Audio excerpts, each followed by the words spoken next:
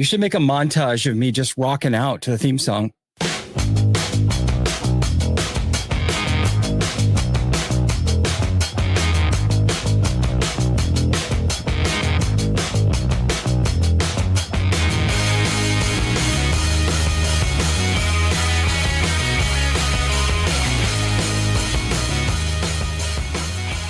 Hey everybody, welcome back to another episode of Cryptid Cocktail Party, a show where we have a few drinks, share a few laughs, take a dive into the unknown. I'm your host, Dave, and as always, I am joined by Sarge. What is going on, Sarge? What's up? What's up? I'm observing Memorial Day weekend like a true veteran by mowing my lawn, yelling at my kids, and drinking beer. And I wouldn't have it any other way. Thank you for your service, because if it wasn't for you, I wouldn't be able to enjoy getting drunk with you on a Saturday this weekend. That's right. That's right. Welcome for your freedom. The tough part with Sarge Memorial single-handedly Day is the reason why we celebrate this holiday. I don't know if you know the backstory, but sorry about gas prices, America. Really thought we had that shit locked down. The tough part with Memorial Day is that, America kind of treats it like it's a celebration, right? Because it's the beginning of summer and everything. Yeah. But as a veteran, nothing annoys me more than when people are like, Happy Memorial Day. And I'm like, do you know what the second word you said was? Because memorial is not like a friendly, happy term, I think it all depends on how you memorialize things, though. Right. And I'm not saying you can't have a barbecue and have a good time on Memorial Day weekend. True. But I get really mad when businesses are like, hey, we're sorry about the hundreds of thousands of Americans that died defending America's interests. Have 50% off this mattress. Flip-flops are now buy two, get one free. Yeah. Well, I mean, what is happening right now? The widows of war need to sleep as well. All right. And they deserve to sleep comfortably. That's true. That's true. So the widows and widowers of war deserve a 50% off mattress. That's fair. You're right. Get a purple mattress. Think about them. Nobody thinks about them. Yeah. I mean, I feel like no one really does think about them. But anyways. I mean, that is true. That's the hardest part of being a family of a veteran is that everybody's thanking your spouse. Meanwhile, you've been shitting bricks for the last year because you're worried you're going to get a negative phone call one day, Yeah, you're going to get two dudes showing up at your door with a folded flag or something like that. Yeah, it's I can imagine the struggles. That sucks. It sucks. Yeah. Well, I'm glad we started out this episode on somewhat of on that exciting and happy note. Well, Sarge, I hate to say it, but it's not going to get any better from here. This episode is kind of a bummer. Oh, good. I'm glad I set the tone for the episode. I mean, it's not a fun story. Let's just put it that way. But I mean, it's very interesting to me because we're going to be covering more of a contemporary thing, if that makes sense. Do you want to just dive right in and I'll explain what I'm talking about? All right. I'm so ready. So like I said, today's topic is kind of a bummer. So I'm going to apologize to all the listeners in advance. We're going to be diving into some Native American folklore again this week because fuck it. I love Native American folklore. I like learning about it. So now me too. Both Sarge and the audience, you guys are going to have to deal with it as well.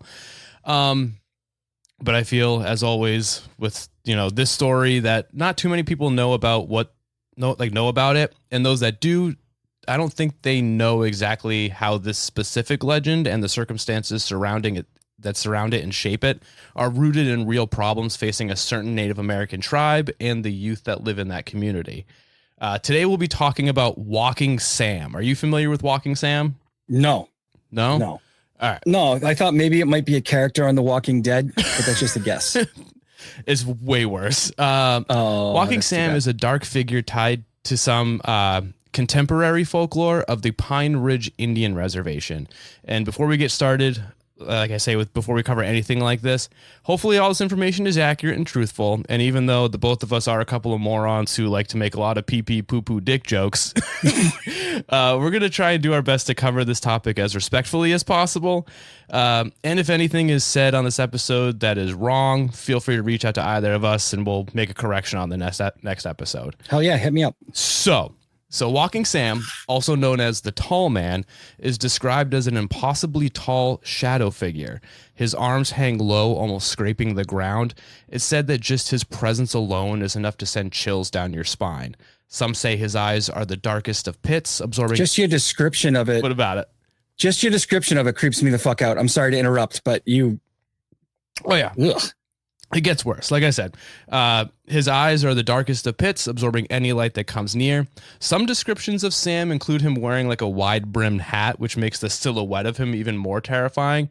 And I don't know about you, but there's something about a shadowy, malevolent figure wearing a fancy hat that makes it like instantly more creepy. Like who are you dressing up for? Like what? Like what's the occasion?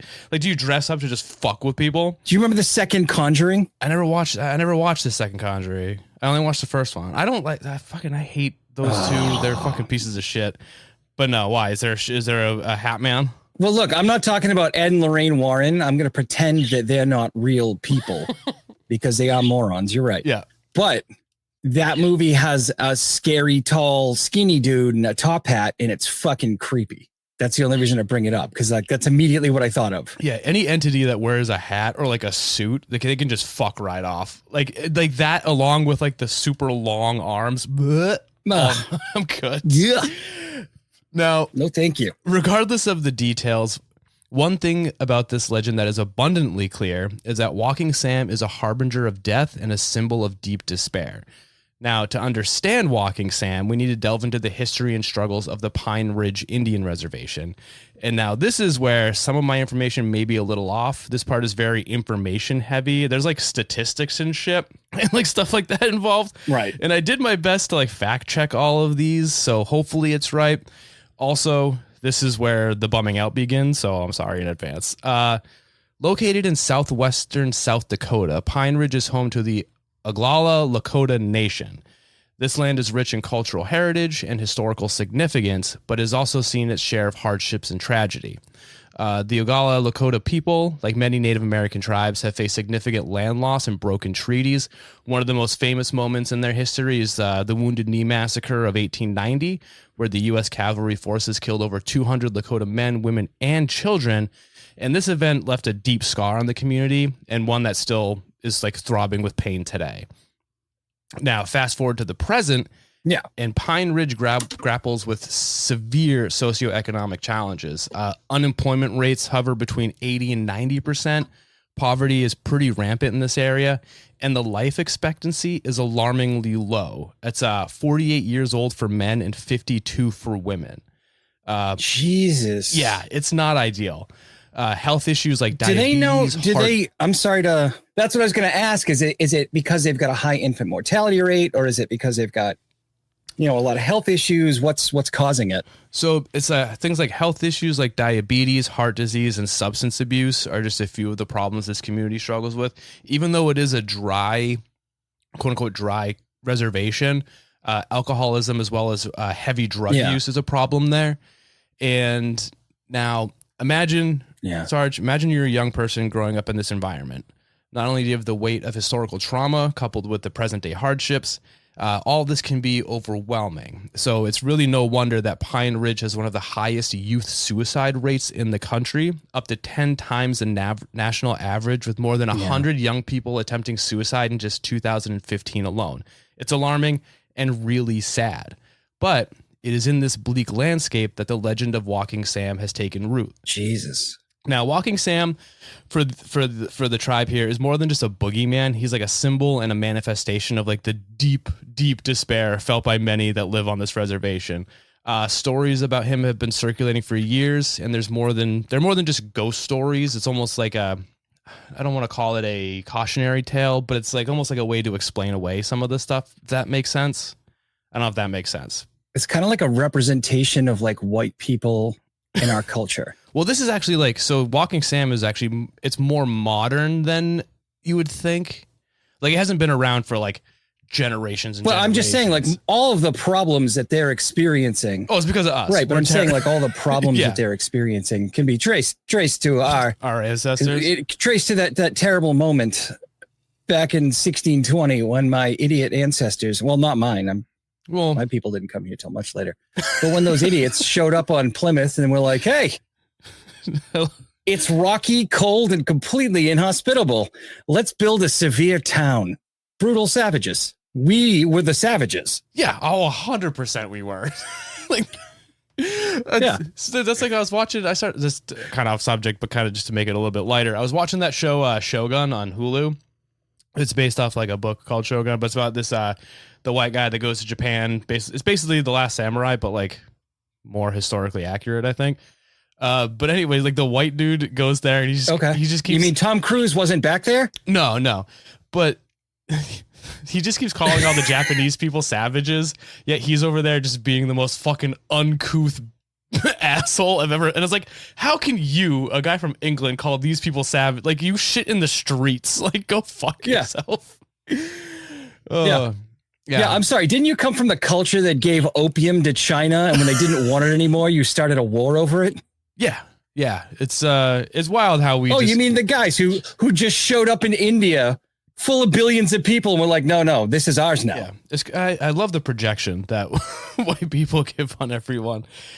All right, now I'm assuming by now you're wondering just how Walking Sam operates. Yes. According to the tales, he roams the reservation, particularly at night, targeting those who are most vulnerable. He whispers to them, feeding their feelings of worthlessness and despair. Some say he collects the souls of those he convinces to take their own lives, hanging them from his unnaturally long arms like gruesome trophies or like garland on a super fucked up Christmas tree. Now, this image of Sam... Jesus fucking Christ. Yeah, it's not ideal. It's... It's kind of a bummer. God damn. But this imagery of Sam, like his dark and slender build, the inhuman length of his arms, the top hat, it's purposely chilling and terrifying, and it serves to reflect the deep mental health crisis facing the community. Walking Sam's influence isn't just confined to the shadows. There have been real reports of cluster suicides on the reservation. These are times when like multiple young people have taken their lives in a quick succession. During these periods, the stories about Walking Sam become even more prevalent, as if he's stalking the community, sowing seeds of just like sorrow and hopelessness, just all around misery. Now, for those living on Pine Ridge, the fear of Walking Sam is very real. Like I said before, he embodies the mental health crisis facing the community. He's like like you said, he's like the externalization of the pain, like the despair and the struggle that so many young people face, especially living there. Walking Sam's presence is often reported during moments of profound despair. People say they see him standing at the edges of gatherings, his tall silhouette impossible to miss. It's kind of hard to miss a fucking 10-foot tall, long armed top hat man. Yeah. It's as if he knows exactly where to go to find those who are suffering the most. His whispers are said to be persistent and invasive, almost like a catchy song stuck in your head, but instead of like fun and playful, it's just like a play-by-play of like the darkest fears and insecurities that the victim that he's chosen. It's basically like a psychological assault on your mind that just leaves people feeling more isolated and hopeless than before, and it drives them to do these acts that we've been talking about. It's like a malevolent Eastern European basketball player. Yeah, pretty much. It's not who gets like like one of the guys we recruit. We put him in a tuxedo and we're like, hey, why don't you go tell terrible nursery rhymes to these poor unsuspecting people? Yeah, and then it gets stuck in their heads and then they commit suicide. I didn't realize how much of I didn't realize how much of a bummer this is fucking scary. Yeah, but also I super bummer. When I was writing this, I was like, this is going to be a bummer, but saying it all out loud is like this is a bummer. I am so sorry, everyone. We're going to need a palate cleanser after this. Yeah, we'll I don't know, we'll talk about something else. But communities on Pine Ridge are working to combat the despair that feeds Walking Sam. Local organizations are helping to provide mental health support, educational programs, and economic opportunities.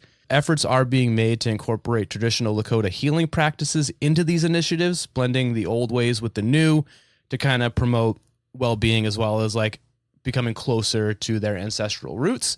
Talking circles and ceremonies play a vital role in healing. It offers a sense of community and connection that's often missing in these communities. Cultural revitalization programs help young people reconnect with their heritage, fostering a strong sense of identity and pride. Peer support networks and youth programs are also crucial, providing positive activities and mentorship to those who might otherwise feel isolated and alone, which is what most people who are young feel when they're going through puberty. I mean, I felt isolated and alone. But I was a fucking weird kid, so I don't know. But I can imagine it's 1,000 times worse. Yeah.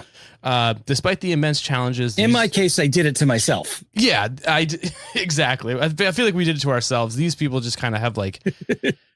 It's just. Now, despite the immense challenges these reservations face, the resilience of the Oglala Lakota people is hard to understate. Like they've weathered a lot, and I'm sure they can weather through this.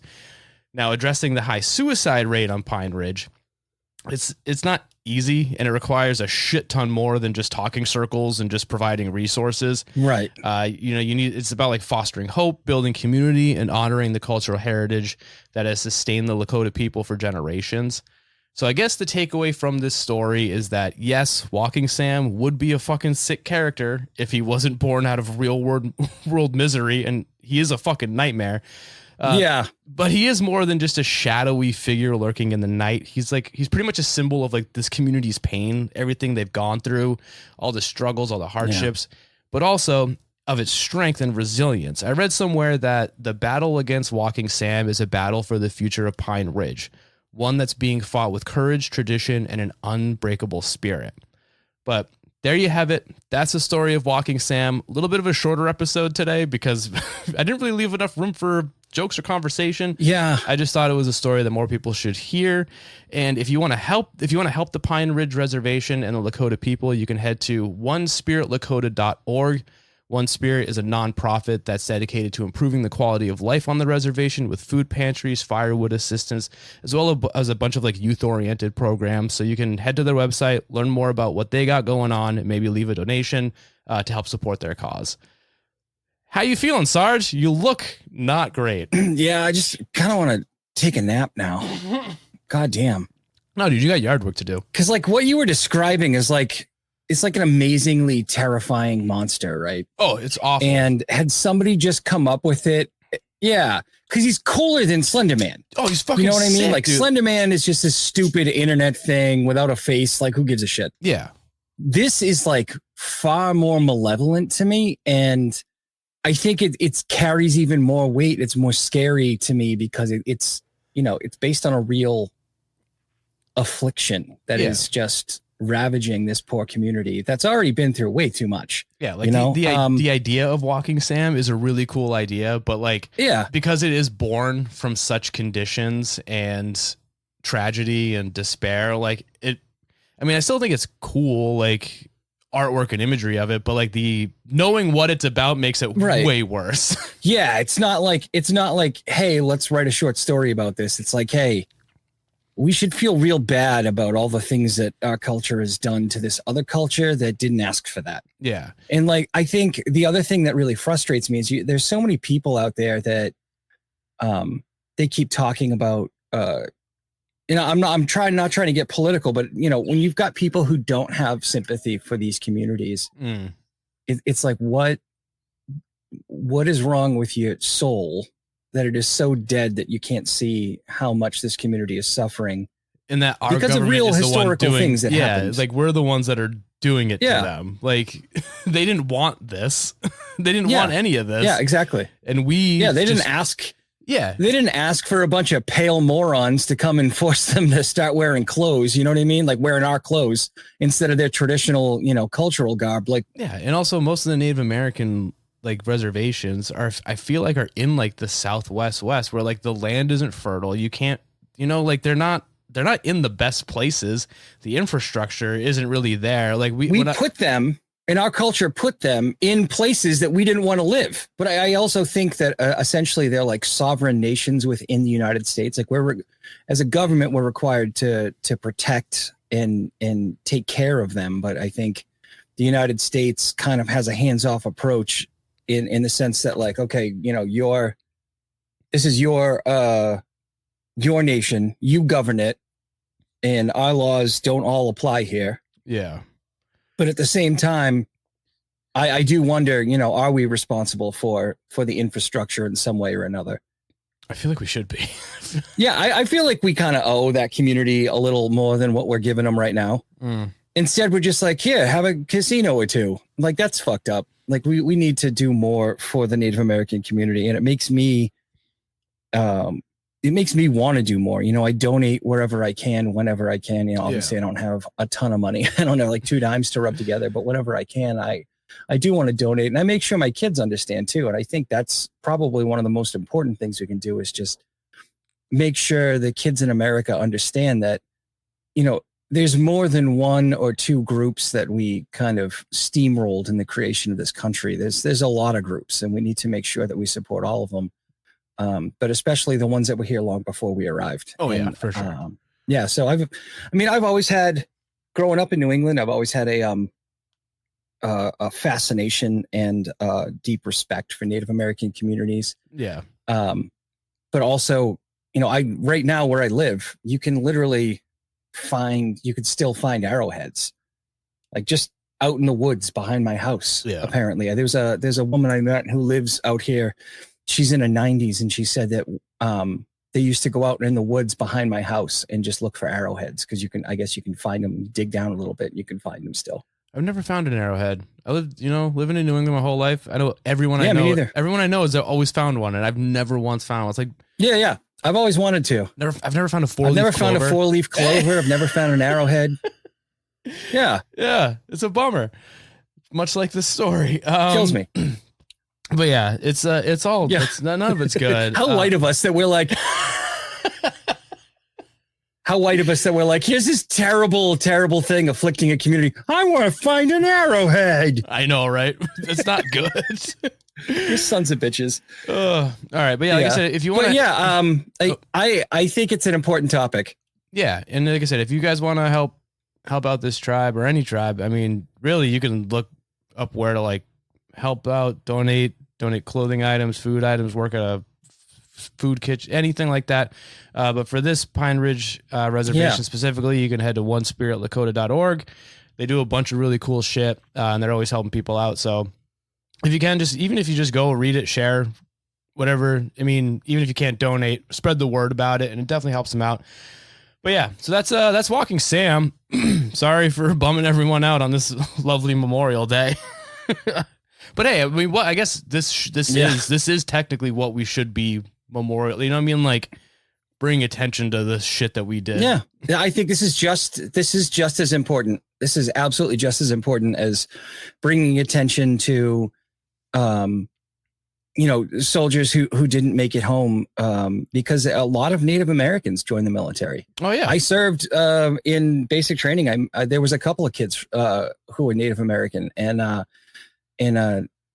I think it's really important to make sure that we keep that culture alive because of the damage that was done to it and trying to bury that culture throughout the history of founding this nation. So it's even more important now, I think, because we need to save that culture so that people can understand that, America wasn't just, always very severe, angry white people. So there was actually like different cultures and tribes and different practices. Yeah. All right, Sarge. Well, with that out of the way, do you got anything you want to plug? Yeah. Hey, last week's episode of Citizens Guide was really good. I had a lot of fun listening to Flat Earth. Citizens Guide to the Supernormal. Thank you. It was good. Yeah, I had to be careful when I put the tags in on that, because if you put in Flat Earth, you immediately get deprioritized in like every algorithm. So I had to be very careful with how I worded it. But yeah, I hate it so much that I needed to do an episode on it. We're going to have a couple of more because there's a whole bunch of crazy offshoots of belief system. I also want to cover creationism because I think that is hilariously stupid as well. Not to attack anyone who has religious beliefs, but if you believe that the world is only 6,000 years old, you are too stupid to live. I can get behind that. But no, I other than that, just check out Citizens Guide to the Supernormal. I think we're going to take this weekend off in remembrance of Memorial Day. But we will be back with I think I'm going to cover creationism on the next episode, but if not, don't hold me to it. Don't be mad, but please donate to this tribe, and just even if you can't donate, spread awareness of just the terrible shit that Native Americans go through, not only here in the United States, but also in Canada and the indigenous tribes all over the world, really. We kind of fucked over a lot of different people. Yeah. White people are really not great for anything. We're like smoking. Everybody was doing it, but it wasn't okay.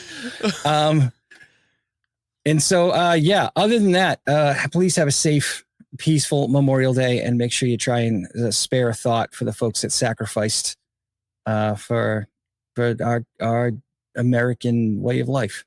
Yeah. And I'm not going to plug anything. I'm just going to plug the onespirit.lakota.org. Definitely check it out. And with that, thank you for listening, everyone. Hopefully I didn't ruin your day. Also, I love you.